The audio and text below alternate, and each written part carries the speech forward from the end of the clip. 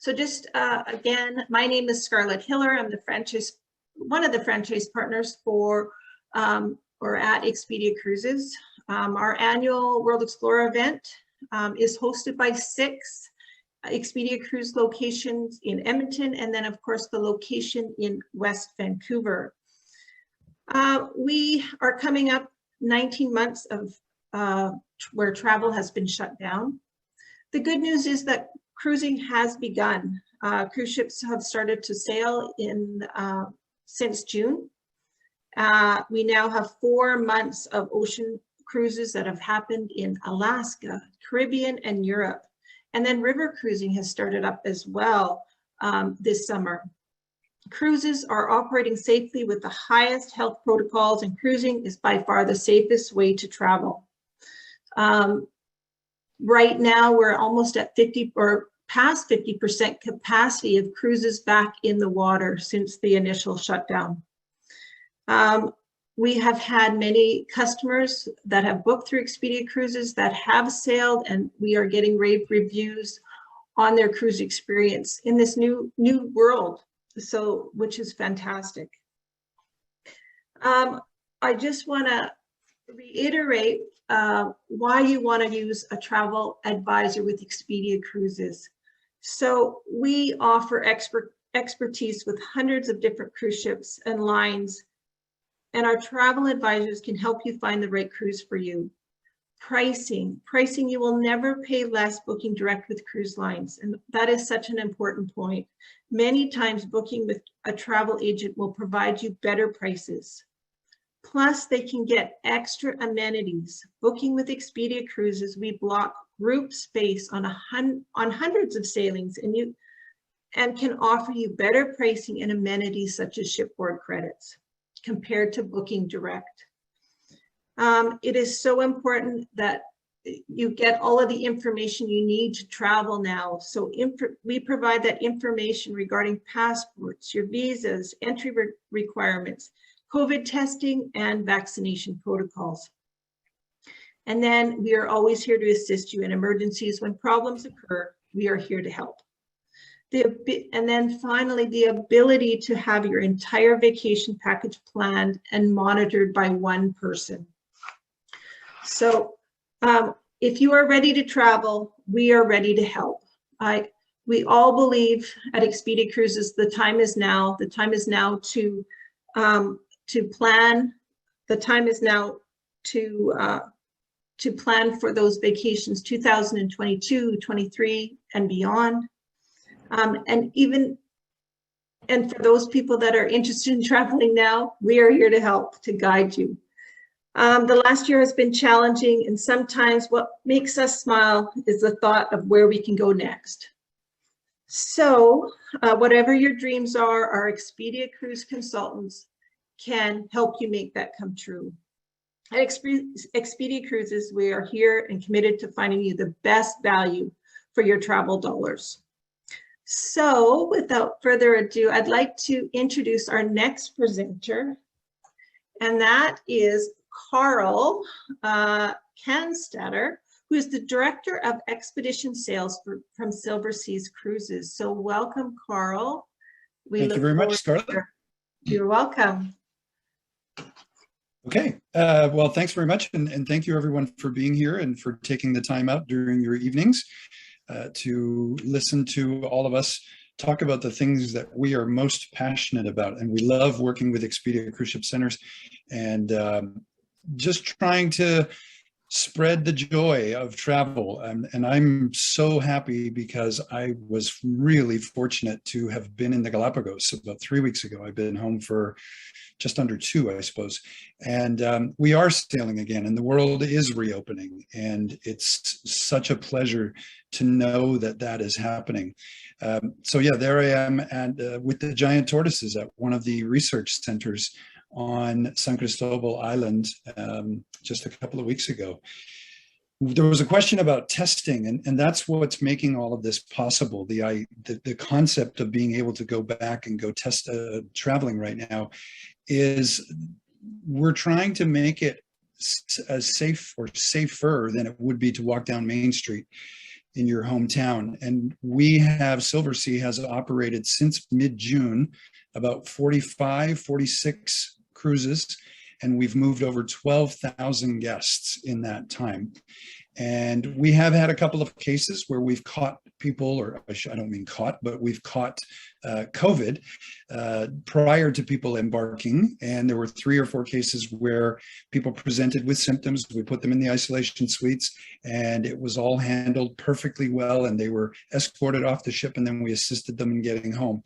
So it's, you know, out of 12,000 to have about 8, and again, 4 of them didn't even make it onto the ship because of the screening processes.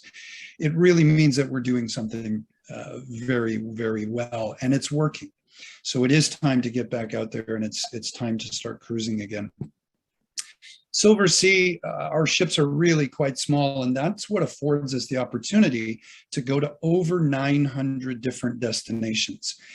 This is twice as many as anybody else. And, you know, some of these destinations are so far flung, places that many people haven't heard of. You know, the Kimberley coast off the northwest coast of Australia. We're going to the Russian Far East, so across the Bering from Alaska. We're going to Antarctica. We're going to the Arctic. We're going to the Galapagos, the west coast of Africa. Pretty much anywhere water touches land, that's what we're doing. A northeast passage, so over the top of Russia, a northwest passage over the top of Canada, and literally everywhere in between. So today we're going to talk a little bit about Galapagos and Antarctica in detail after I'll tell you a little bit more.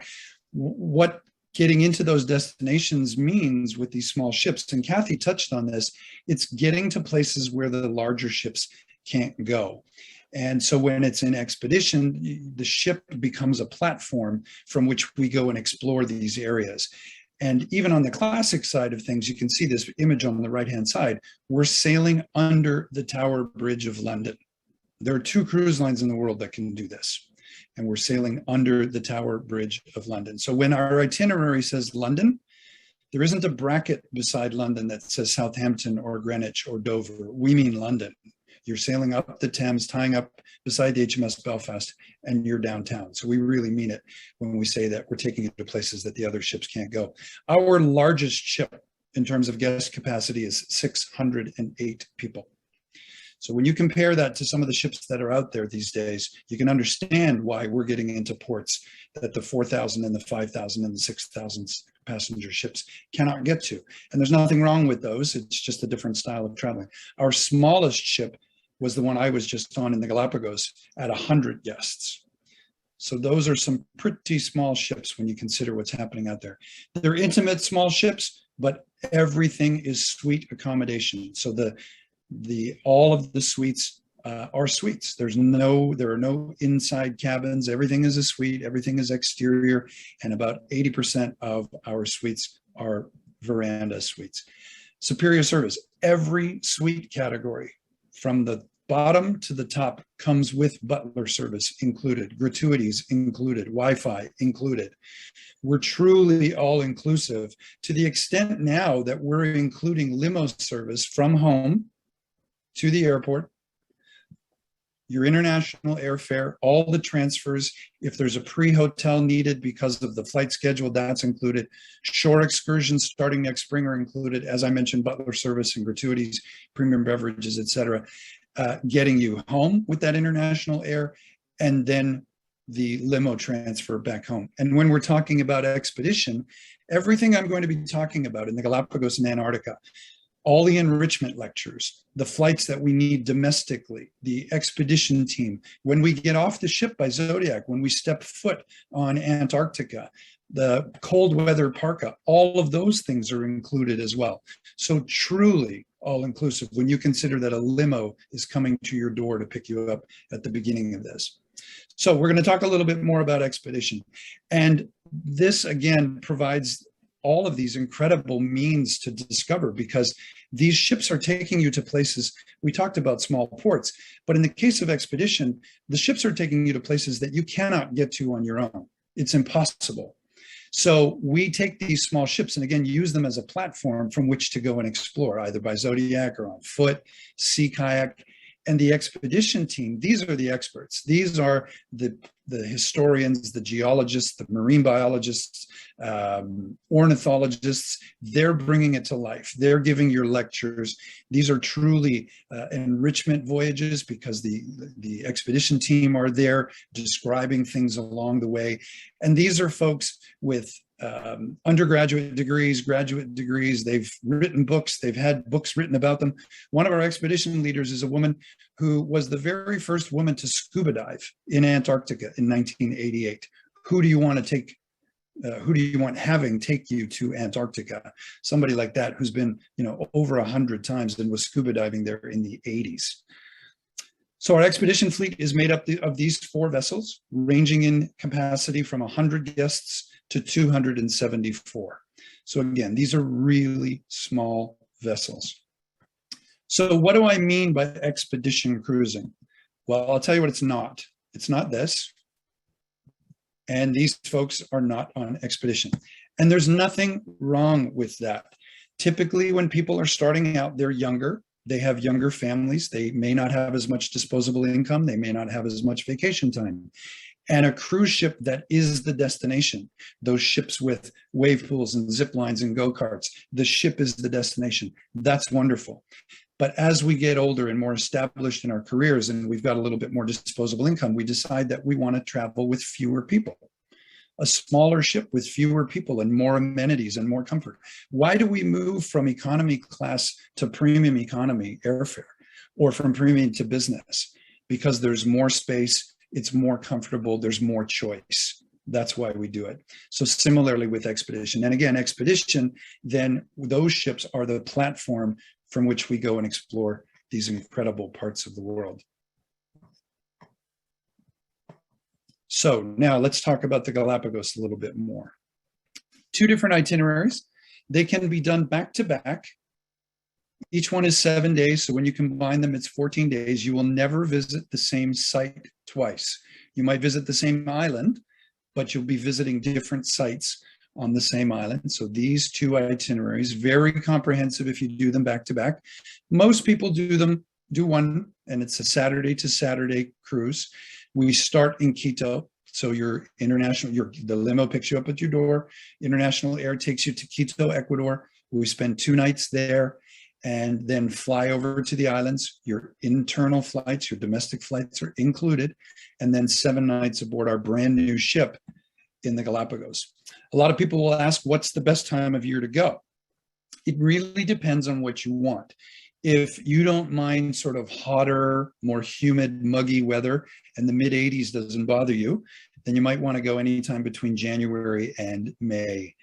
If that is too warm and you don't like humidity and you want something that's a little more like what we're having now, sort of early autumn days, then you might want to consider June through December. Now, the water temperature is a little colder at that time of year. So if you don't mind the cooler water, as I said, I was just there in September and the snorkeling was fantastic. Snorkeling with sea rays, snorkeling with sea lions, turtles, penguins, all kinds of things. So again, it really depends on what you're looking for. There's no bad time of year to go. And speak with your Expedia travel advisor and try to find out, if you've got a window of opportunity, let's find out what's happening on each island at that time of year. And let's really drill down and make sure that that's a good time for you. I talked about the expedition team before and how they're ornithologists and glaciologists, marine biologists. Unique to the Galapagos is that all of the expedition team have to be permanent residents of the Galapagos. So they're showing you their home. These are folks who live there. They are permanent residents. In many cases, their grandparents and their parents were born and raised and live in the Galapagos. So they really are showing you their backyard, and they love showing you their backyard. It's a really, really casual trip. We're at the equator, so it doesn't get particularly cool in the evening. And during the day, it's really nice, moderate temperatures. So shorts and sandals and t-shirts are pretty much the order of the day. Certainly when we're out exploring and we're moving around by Zodiac, getting all over the place. those naturalists, the Galapagos National Park Service naturalists who are our expedition team, they're the ones who are bringing it to life.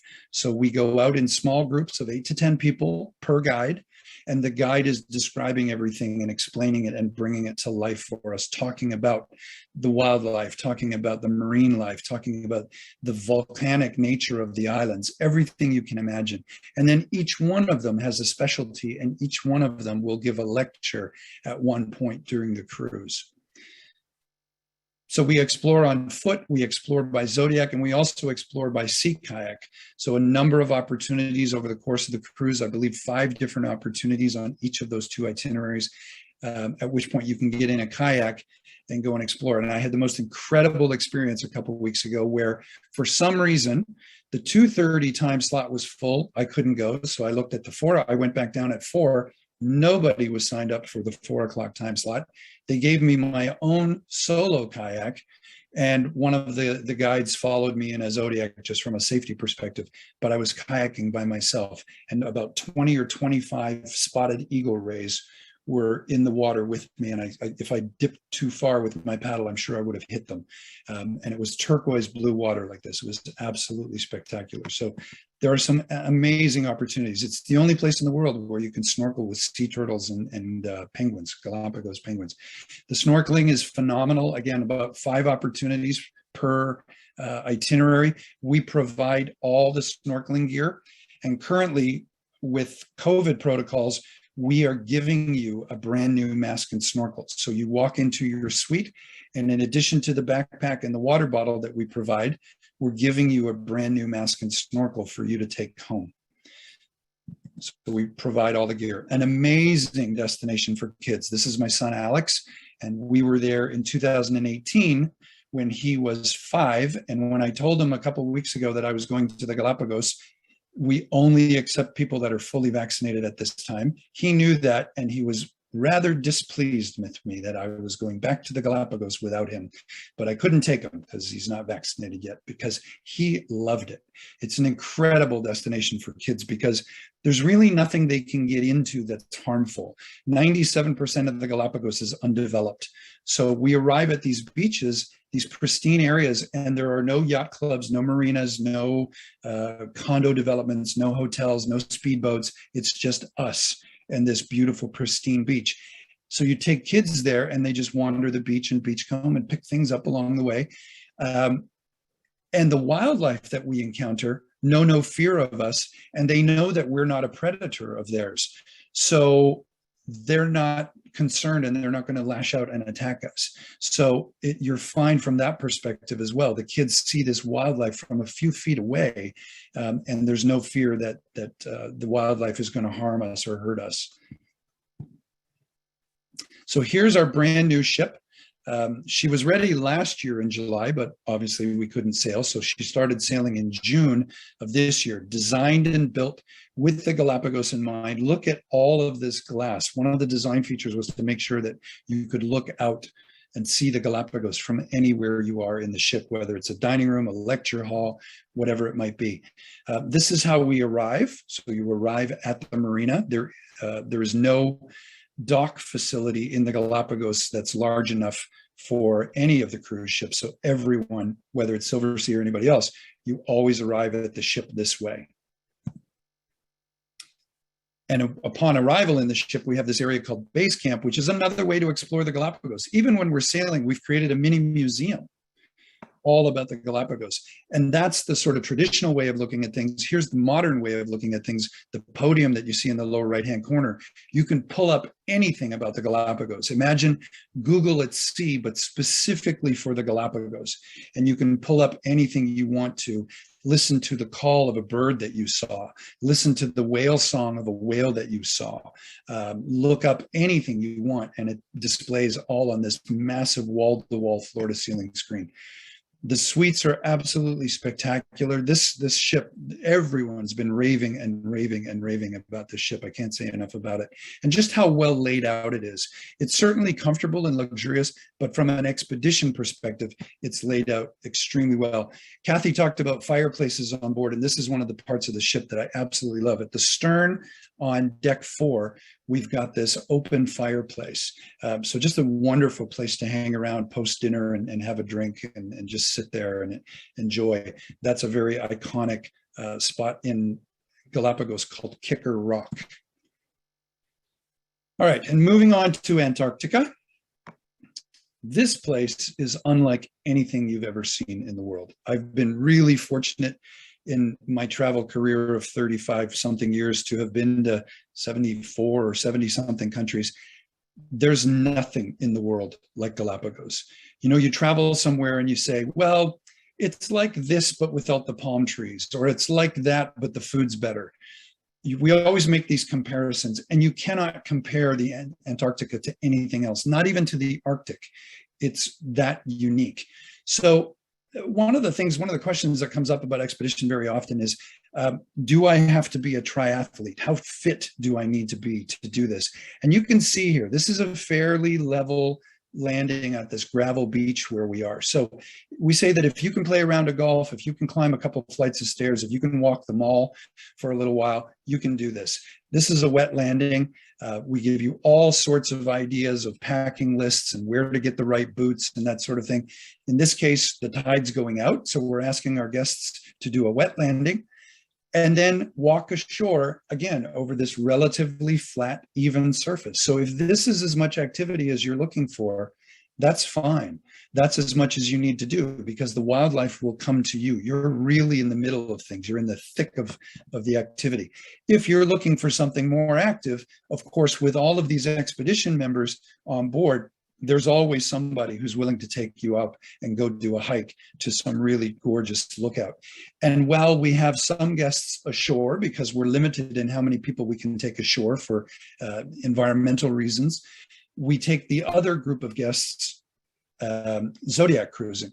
So one of our ships in Antarctica, the Silver Explorer, is 144 guests. While we have, and I'll just use round figures, while we have 70 guests ashore, and they're looking at the penguin colonies and they're doing their hike or they're walking along the beach, we have the other 70, 8 or 10 to a Zodiac, exploring with these Zodiacs and getting up close to the wildlife in a different way and seeing glaciers and seeing icebergs, all from this perspective of just being a couple feet off the water. And it's absolutely amazing because Antarctica is teeming with wildlife, hundreds of thousands, in some cases, millions of penguins. Where there are penguins, there are leopard seals and orcas, because the leopard seals and the orcas want to eat the penguins. So you can see that Zodiac Cruising is a really crucial and critical part of this as well. And then for those that want a little more activity again, sea kayaking again. And just to remind you, all of the excursions that I'm talking about, all included. We're not going to ask you to reach into your pocket because you want to go sea kayaking. You're already there. We've got the sea kayaks. We're going to take you sea kayaking, and it's all included. I talked about the perspective in the Zodiac and how you're a couple feet off the water. Now you're at water level. So it's truly insane and beautiful. Expedition in general, if those two areas don't appeal to you, think about the Indian Ocean, think about other parts of South America, polar regions, so in this case the Arctic or Alaska or the Russian Far East, the Kimberley coast off of Australia, and Northern Europe, so around the British Isles, Scotland, Ireland, up into the Faroes, up into Iceland. Kathy was talking about that as well, up into Greenland. So just amazing destinations. And even some closer to home. We're doing some expeditions. If you're not ready to go too far afield yet, consider the west coast of Canada and the US, and consider the east coast of the US. In this case, we're going northbound from the US and up into Halifax and around Newfoundland as well. So close to home and as far away as you can possibly imagine. We've got a wonderful blog called discover.silversea.com. So if there's something there that inspires you, give your Expedia travel advisor a call, and the whole world is your oyster.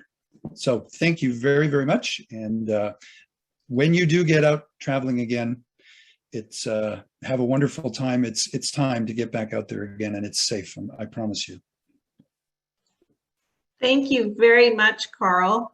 I appreciate that. The silver origin looks amazing. And like you, I love the back fireplaces. That would be where I would hang out.